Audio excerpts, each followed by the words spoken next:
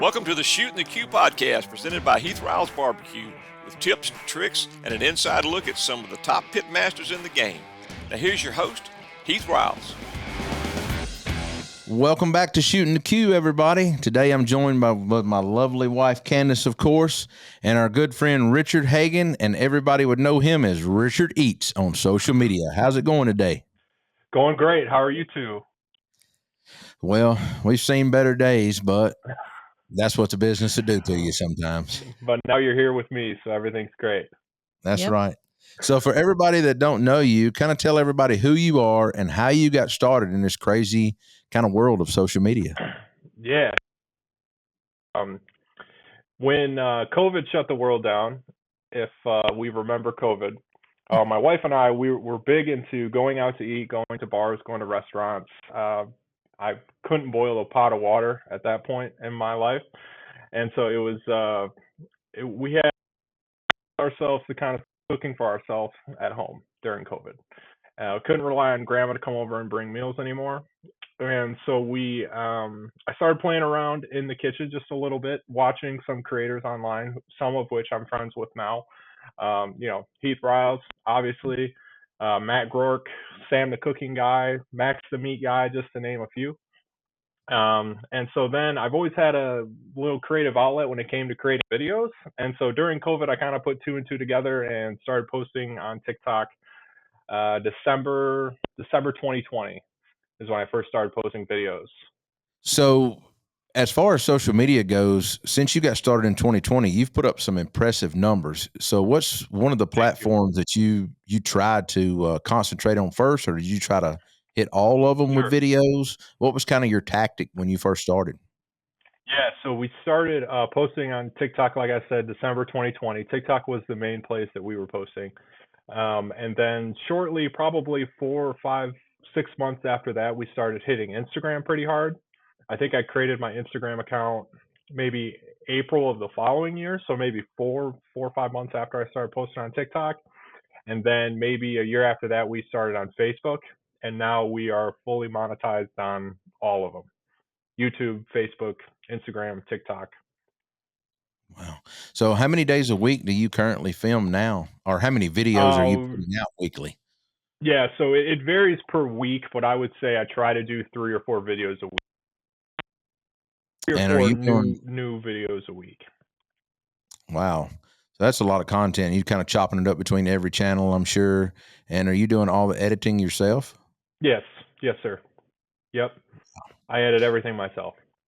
Well, now I have to ask, since you have learned to cook, do you guys go out to eat like you used to, or do you not? Oh yeah, we're still going out to eat all the time. Yeah, that's for sure. Now I take the word cooking pretty subjectively, because what I do is more entertaining rather than kind of recipe driven, right? We used to be heavy into developing recipes and posting new recipes, but then I've kind of changed that strategy over the years to just be more of entertaining and myself, which comes through in the videos now. Yeah. Sure. It does. And I struggle with that myself. I'm not going to sit here and lie to you. I'm a big jokester and prankster myself, and it's hard to really concentrate on being serious on a recipe all the time. Definitely.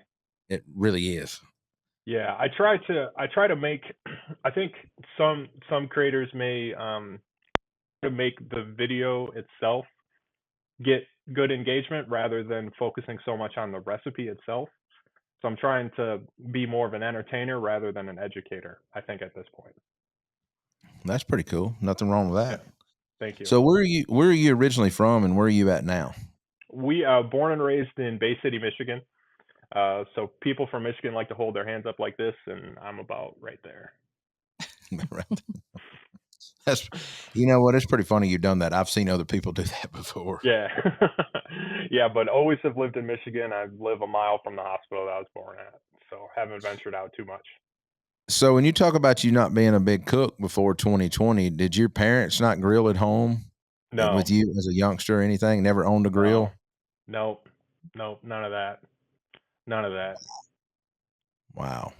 Yeah, fully new to, I mean, of course it'd be simple, crock pot deals maybe through the years. Me and my wife would throw them together, but I bought my first, actually my pellet smoker that I owned was sent to me after I had started this social media thing. So yeah. Wow. That's pretty cool. Yeah. Thank you. Well, you kind of answered my next question of you being kind of a self-taught cook or anything like that. And Sure. I think you kind of answered that question of being that. When you first started posting your recipe content kind of online and your videos, was there any certain video that kind of stood out that you said, I know I can do this, or I've got a niche for this, or it is going to work? Yeah, a lot of Sam the cooking guy on YouTube, spent a lot of time watching Sam. So initially was trying to recreate kind of like his style in my own way in like longer form YouTube videos, and I probably threw up 4 or 5 of those. But then TikTok kind of came in the picture, and I scrapped YouTube altogether and started hitting TikTok heavy and doing the short form. Like I used to not post anything over 25 seconds, try to keep it very tight and concise.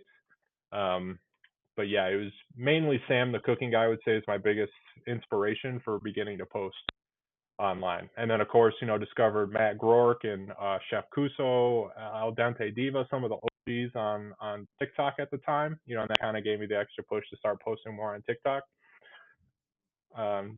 December 2020. And that's where I kind of struggled. I finally created a TikTok account like myself just to watch other videos, but I Sure. never uploaded anything myself. And finally my team was like, are we going to do anything on TikTok? And I'm like, well, I have a login. Let's, yeah, sure. Let's do it. Yeah. And so when I first started, we were just cutting down our long form videos because that's what we really mainly focus on is long form. Yeah, absolutely. But the few short form that we have filmed specifically just for TikTok have done very well. And I probably need to do more short form. I just don't focus on it like long form content myself. Absolutely. That's what I form, then it's hard for them to transition to long form, and then vice versa. You kind of get stuck in this it's hard for me to edit a video now that's anywhere over, a minute and a half without me personally feeling like I'm dragging it out. I couldn't imagine doing a 10-minute video and hitting that, and it's a different world.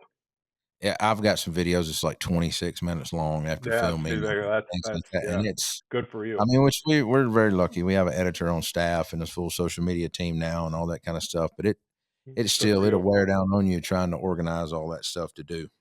Yeah, absolutely. So what was your first viral moment? It was my 4th or 5th video actually that I posted on TikTok. It was loaded fries in the air fryer. It was about as simple gets. It was a bag of frozen French fries, some cheese, some bacon bits, wasn't even real bacon, green onions. Threw it in the air fryer, 400 degrees, 15 minutes, brought it out. That was it. The video was 28 seconds, and it's sitting over 14 million views now, but at the time it was like 2 million views within 3 weeks or something. Very, very quick. Video did really well. A lot of my initial following came from that video. I think I grew on TikTok very, very fast, as might be apparent to some that you can do. I think I had 100,000 followers on TikTok within the first like month and a half of me being on the app, and mostly because of that video. So that was a cool moment. That's when coming in pretty quick right then. Wow. Yeah, that is definitely something I probably need to get on sooner than later. So what's the craziest thing you've ever cooked for content? Oh man, we just got done.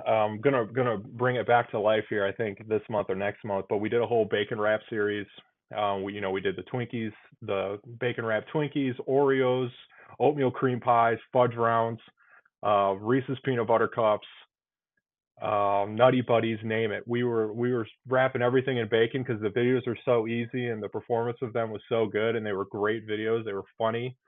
So we went through a whole stage of bacon wrap series, and that would probably be that's the thing that most people who recognize me or come up to us now, they're like, are those really that good? Are you eating that bacon wrap Twinkies? And so yeah, that was probably up there with some of the crazier stuff. I've seen you and Matt Gork do that a lot on the bacon wrap stuff. Y'all going back and forth on that. And I will tell you, some of the dishes y'all were making made me think like, I did try the bacon wrapped Oreos a long time ago, but the Twinkie, the Nutter Yeah. Butter thing had me really intrigued with the peanut butter and the bacon. Yeah, the Nutter Butters were good. Those ones were good. Those are actually better.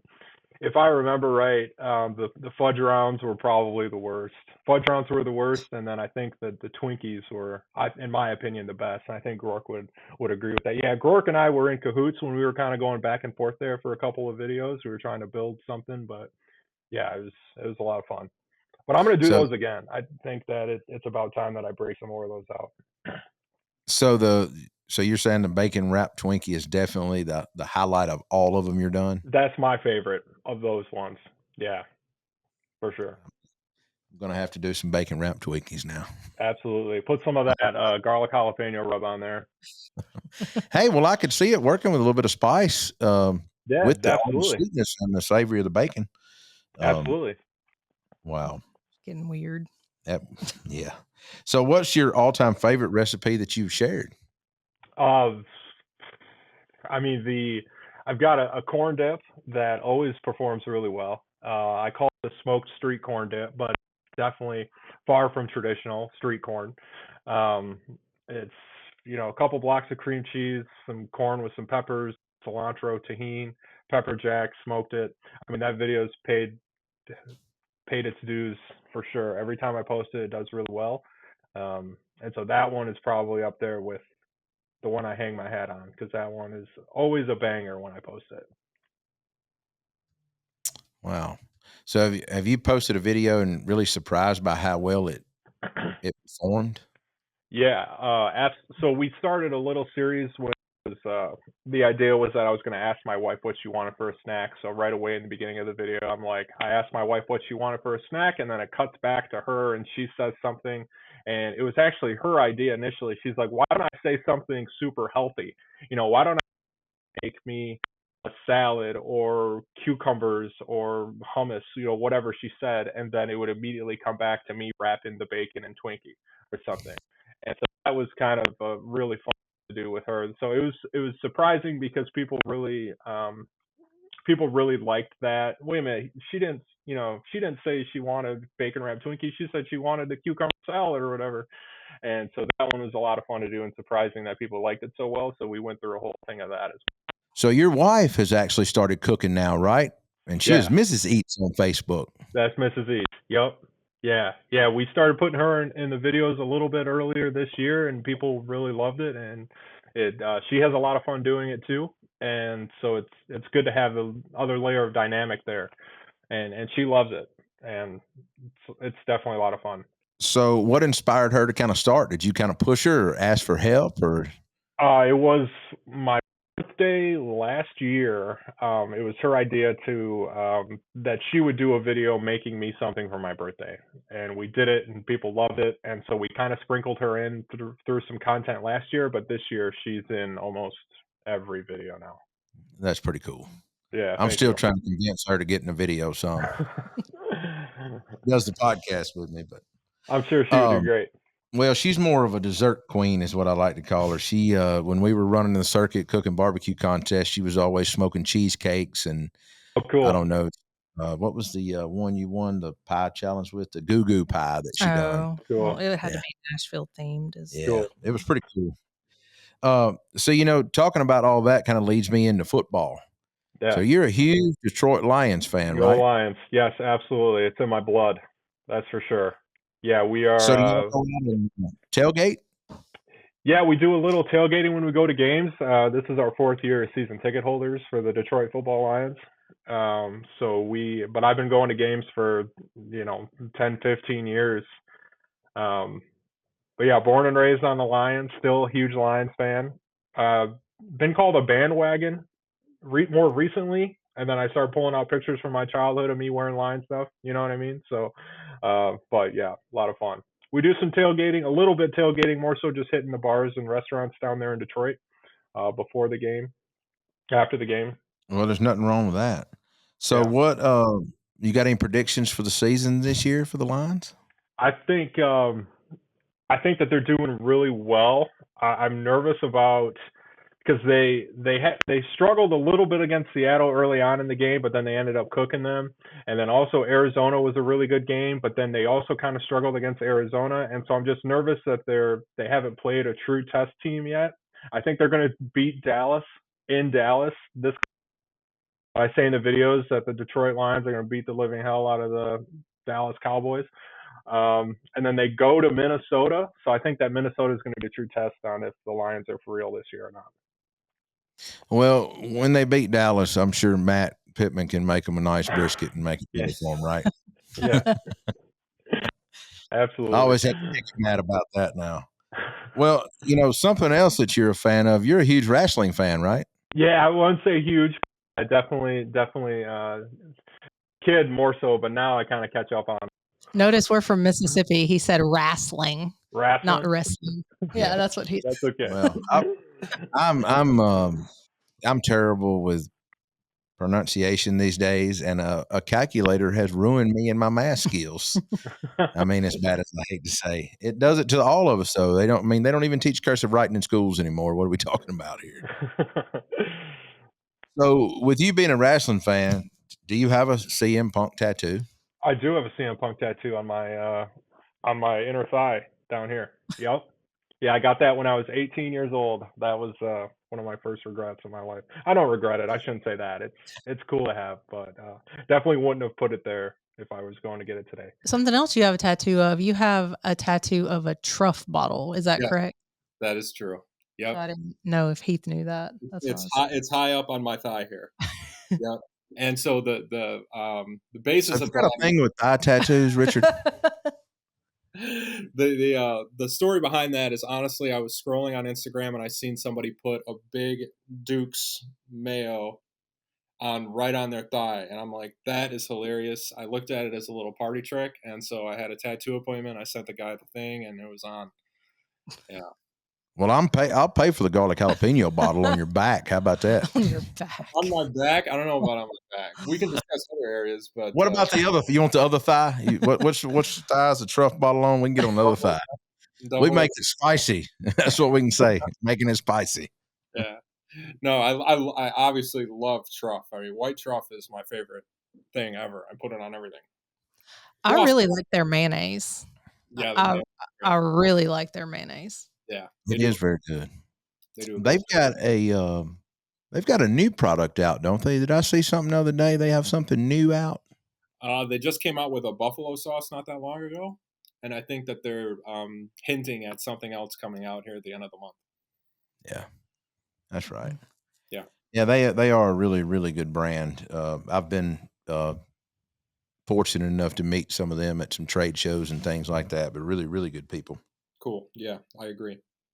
So have you got any new projects or collaborations coming up or anything like that? Yeah, we have a big campaign in the middle of a campaign with Hellmann's mayonnaise right now. We are going to the Michigan State football game here in a couple of weeks with Hellmann's. And so really excited about that. Brianna and I will be hanging out in the Hellmann's activation tent. They're setting up across college campuses through the college football season to spread word about Hellmann's. And so I'll be with Hellmann's at Michigan State on the 19th of this month. And then next week I'm doing a tour of a Michigan Sugar. I'm doing a tour with them for some paid content with them to tour some of their sugar factories in Michigan. So that's coming next week. That'd be cool. That is pretty cool. Sugar factory. Yeah. Makes me think of what's his name downtown that runs the sugar factory? Stick. Oh gosh. We know a guy named Stick that runs the sugar factory here. Cool. He lets everybody park at his sugar factory there in Memphis in May. Well, if you have the password. Yeah, if you have the password to get in the lot. Oh, it's true.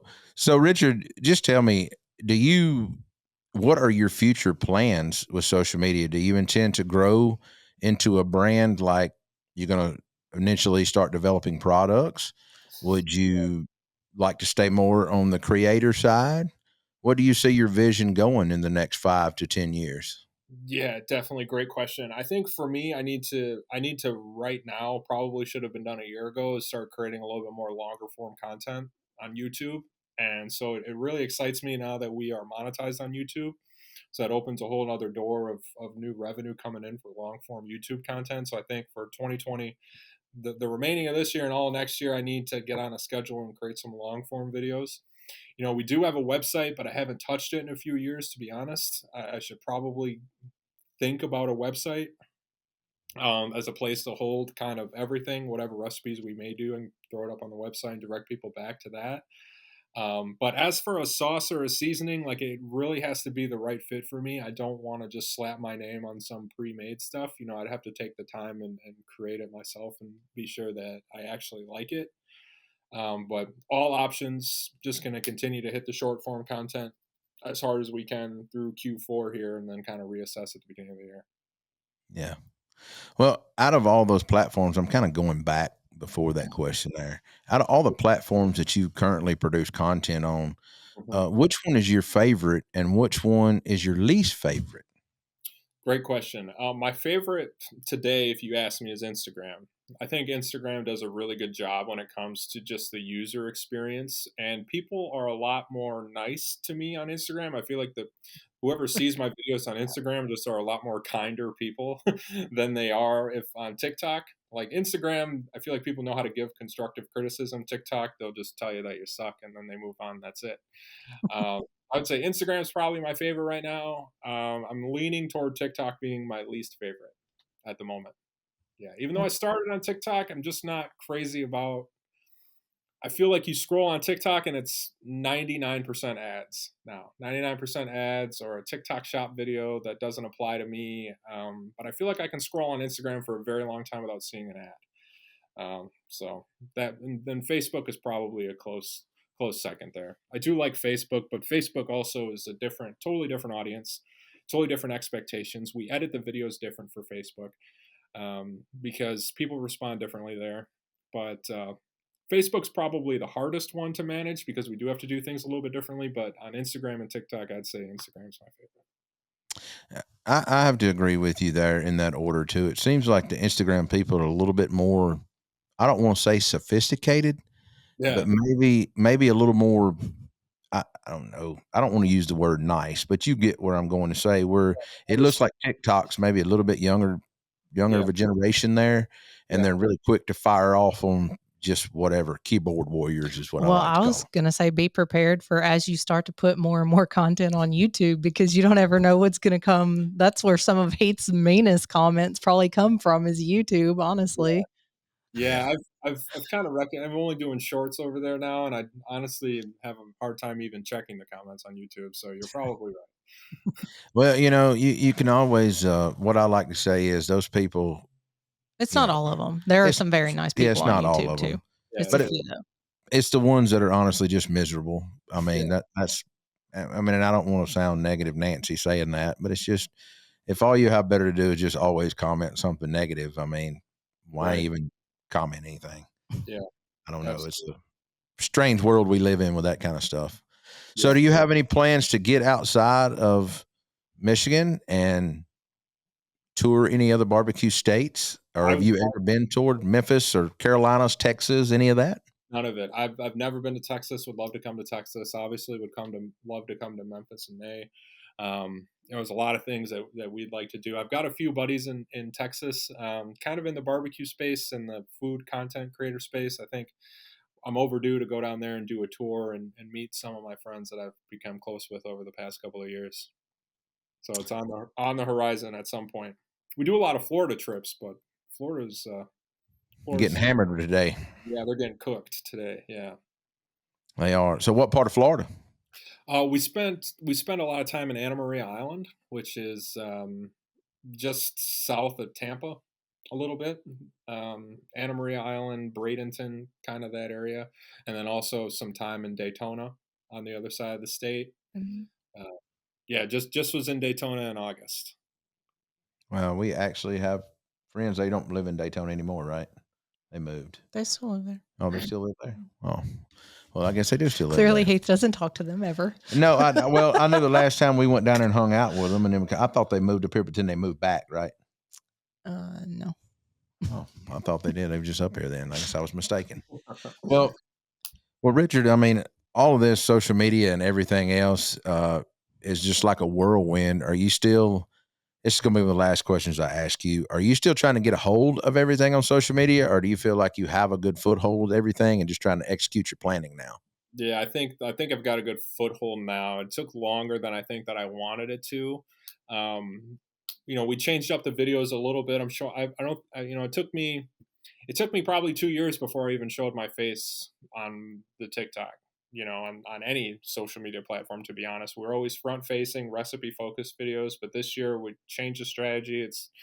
It's really been a blessing to do that, getting in front of the camera more, getting the audience to kind of know us better, which has been very helpful. So I think that we're going to continue on that and just kind of build off that into the future. Throw the stuff around, crack the beer, do the try to be more personal, talk about the Lions, talk about whatever's going on.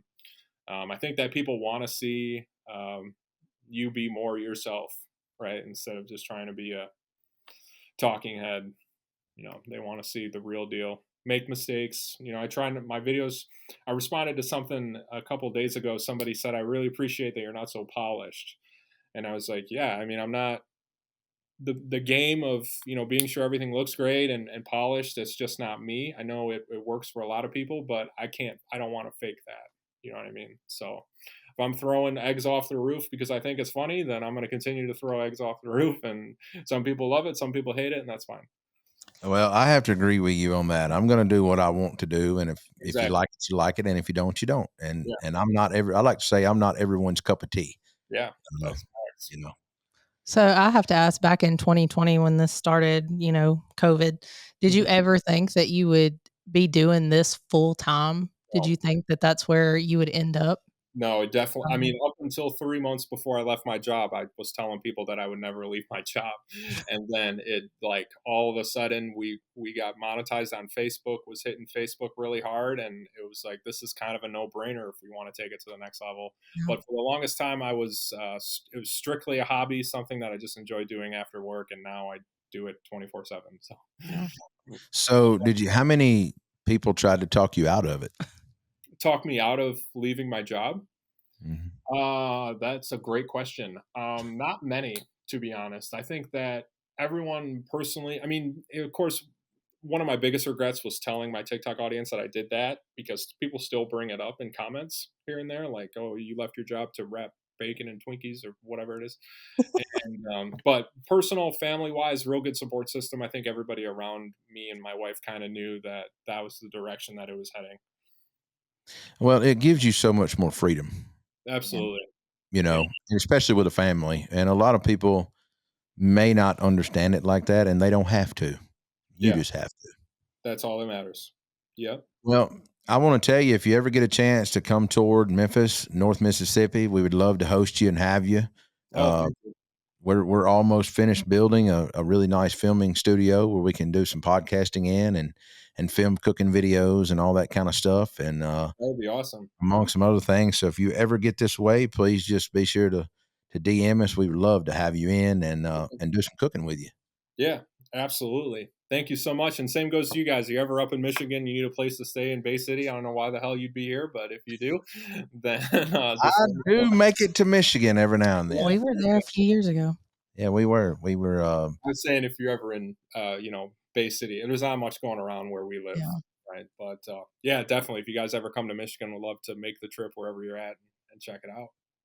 Well, kind of tell everybody where they can find you at if they want to connect with you online and watch some of these viral videos you're putting out. Yeah, thank you. So it's primarily at Richard Eats. You can find it on Instagram, YouTube, Facebook, TikTok. You search Richard Eats, you should be able to find it. That the ats are a little different on each platform, but if you search Richard Eats, it'll come up for sure. Well, good deal. Yeah. All right, and let me know when you want me to send the money for that garlic jalapeno tattoo, and we'll get you that check in the mail. Okay, I'll for sure let you know. If I wasn't wearing jeans, I would show you right now, but I should have put shorts on. I didn't know it was gonna be a topic, but I'm going to trust you. I'm going to trust you. All right, it's there. I promise. That's what she said, right? Oh, no doubt. Well, Richard, thank you for coming on. It's okay if I get the Heath Riles garlic jalapeno rub on my other thigh. That's right. Yeah. I would pay for it, though. We get full color this time, right? Full color, okay. You know I'll do it. No doubt. I'm surprised you didn't ask for your face or something dumb on there. No, I don't want to be Bam and Jerry. I don't want to do, I don't want to do that. Steve-O. Stuff there. Yeah. Yeah, I don't want to look like Steve-O. Well, look, I appreciate you coming on, Richard, and having a good time with us today. And until next time, man, keep shooting the cube. If you have any comments or suggestions for future episodes, please feel free to reach out to us on our social media channels. Leave us a review if you've enjoyed the show. And until next time, keep shooting the cube.